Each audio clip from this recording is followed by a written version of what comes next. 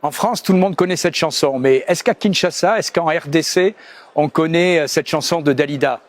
Paroles et paroles et paroles et encore des paroles. Et en un an, c'est un peu ce qui se passe au Parlement européen, ici à Strasbourg.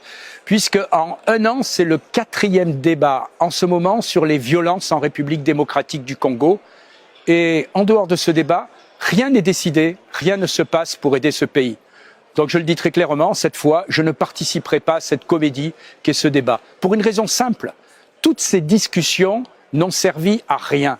Parce que l'Union européenne joue clairement un double jeu. Dans l'hémicycle, on soutient Kinshasa.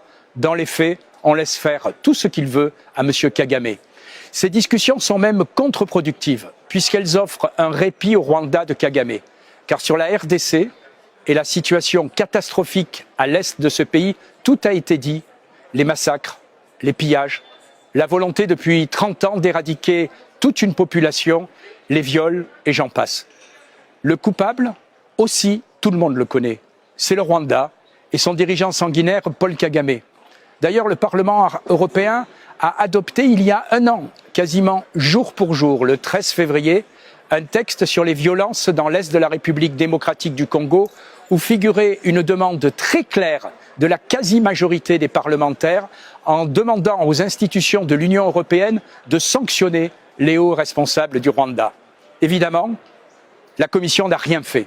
Et pour maquiller son inaction et comme un affront de plus aux Congolais, l'Europe n'a signé que quelques chefs de guerre locaux répondant aux ordres de Kigali. Bref, on a sanctionné des lampistes.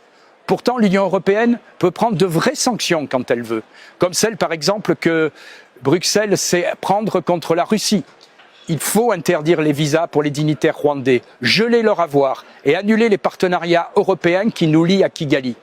Mais voilà, dès qu'il s'agit de la République du Congo, l'Union européenne considère qu'il est acceptable de massacrer des centaines de milliers d'Africains, de piller ses ressources sans que ça ne dérange personne, sans qu'on ne prenne aucun acte réel.